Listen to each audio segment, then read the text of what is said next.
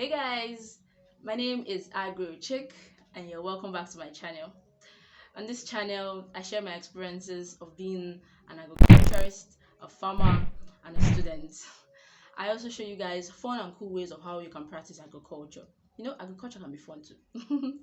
So guys, if you're new here, please do well to subscribe, turn on that notification button, and follow me on my social media handles at agochick_media. So let's move on to today's video.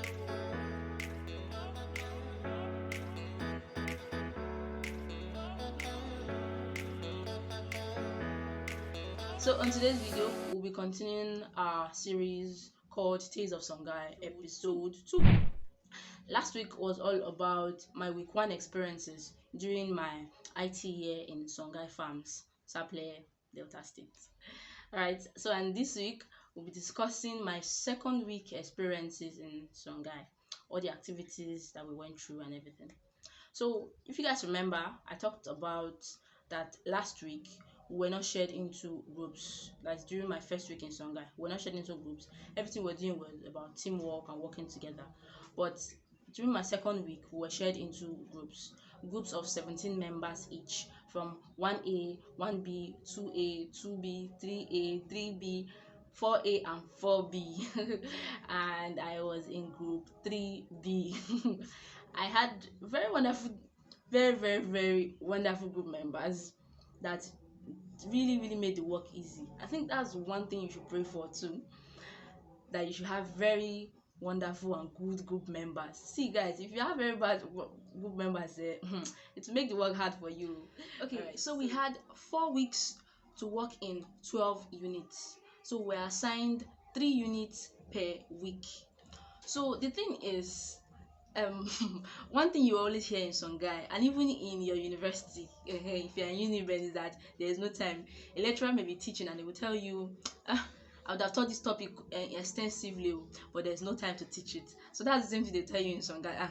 You were supposed to like spend 1 week per unit, but there's no time. Of a truth, there was no time, because we're supposed to like be in Songhai for 6 good months. IT normally is 6 months. But because of some changes in the school system and everything, we just had to be there for like a month.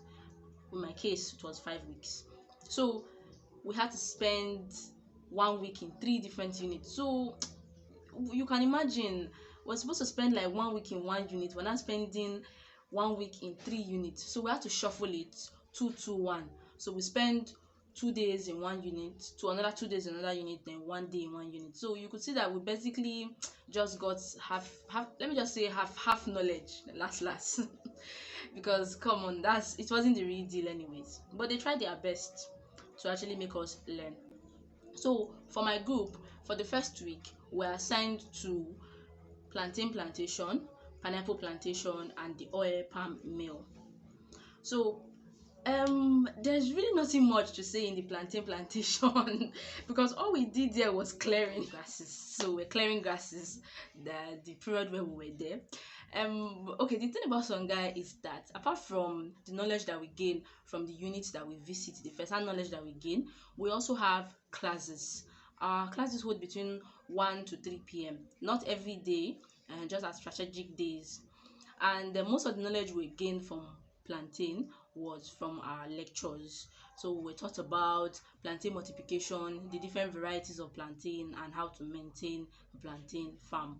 So if you guys want to hear more about that, I can do a video on that. So just drop it in the comment section and say, okay, we want the plantain video. All right, so for the pineapple plantation, it was a little bit the same thing, just that we had a lecturer there who actually taught us, like gave us feed training for pineapple. So we also cleared in pineapple. So just one thing you should know is that you will clear a lot in Songhai. You will clear your life out. So that's just basically it. You clear hands down, you clear. So we still cleared in pineapple. Then we also mulched. Then what else we did do? Then we also got lectures about the spacing, lectures about how to maintain a pineapple plantation, lectures on how to plant the difference between suckers and crowns. We also got all of those lectures. And also, if you want that video too, I can also do a video on that. Maybe I'll just add it to the plantain video if you guys actually want the video. So then now to the video of today, the main oil palm meal. So I think oil palm meal was the most interesting one because we saw the milling of oil palm firsthand. Very it was really interesting for me personally, and I trust me now, I videoed everything, all the okay. So for oil palm meal and also the plantation, because we still visited the plantation, so you can imagine when they told us that we're going to oil palm meal. Because of what we experienced during week one, we're actually very scared because we're like, "Ah, are we going to that evil forest again?" Okay, so but anyways, we got to the oil palm meal, and the first thing we did was to go to the farm and go and get oil palm fruits. Okay, so it will interest you to know that Songhai is situated on a 137.5 hectares of land. Like, that is massive, that is huge. So they have expanse of land for oil palm, so large expanse of land for palm. In fact, in my if you ask me, I'll say they should just turn that place to oil palm research institute, because I feel major thing that they do there is oil palm. If you see their oil palm plantations, like, so big, and it's almost like everywhere inside the whole of Songhai. So we got there, and we met the coordinator. We call him HOD Crop.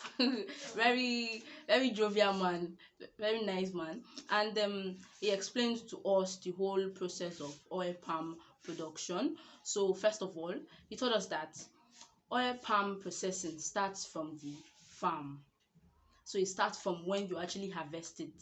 And what you use to harvest, you harvest with a sickle.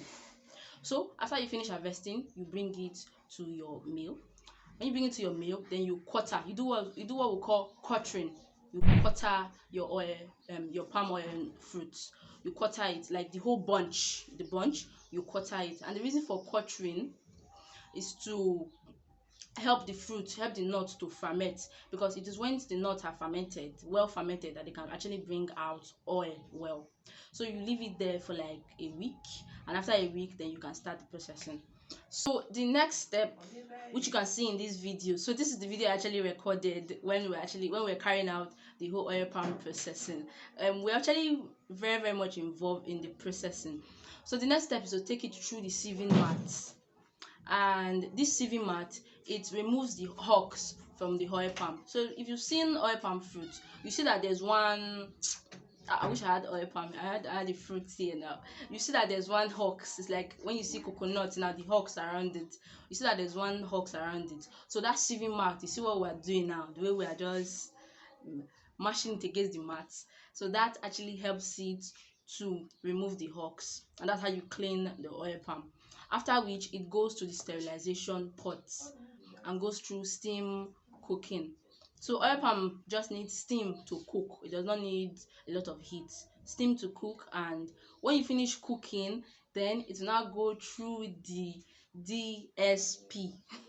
It go through the DSP, the digester screw press. So that's what it's called. It's called the digester screw press. And you see that, as you can see, the digester screw press, you see, it's like a grinding machine. You put the oil palm into the digester screw press, and it mills the oil. So what you are seeing there right now is called crude oil. That oil that you are seeing that is bringing out of it is called the crude oil. It's called crude oil because everything is inside, both the oil, the sludge, and the water. Everything is inside. So they also use oil to water to mill it so that it will be light, because the oil can be very thick. And so after which, it now goes into another pot.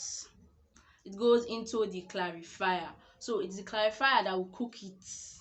The clarifier will cook it to now become oil. So in the clarifier, we have three products. We have, first of all, the oil, which is at the top, the sludge, which is at the center, and water, which is at the bottom. You see these three products as it uses. Okay, we could say water. We throw the water away because it's a little bit contaminated. But you see the sludge, very very good. It acts as an antiseptic for pigs. So say you have a pig farm, you could actually go to an oil mill and get this sludge to give your pigs. Then what else? The oil now, which is the cocoa, what we're looking for, used for cooking, used for making margarine and the rest of you. So that is all about the oil mill processing. It was a very wonderful experience for me and I actually liked it. But here's a twist. Okay, so guys, here's the twist. Even though as I was watching this video again for the umpteenth time, and even while I was even there witnessing it firsthand when I was in Songhai, I was just asking myself, this method is actually a very crude method, and is there actually no better way that we can produce palm oil in Nigeria? So I decided to go online and check for palm oil processing videos and see what I found. Hey God, guys. Most of us no kill us for this country. Can you see the way Oyibo people are processing oil, modern way of processing oil? Like, hand does not even touch it. It's only the only time that hand touches it is even from the farm. And if you will see now, they are using kind of like a, I don't know what to call it, to actually pick the oil bunch from the ground, and they take it to the factory. And all of those things that we're doing with the mats, crude, very crude.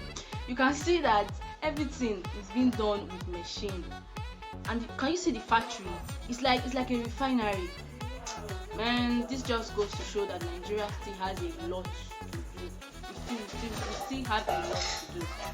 And I just pray that I will be one of the people that will change the narrative. You guys too that are watching this video, you guys will be part of the people that will change the narrative. Meanwhile, I got this video from Noal farm.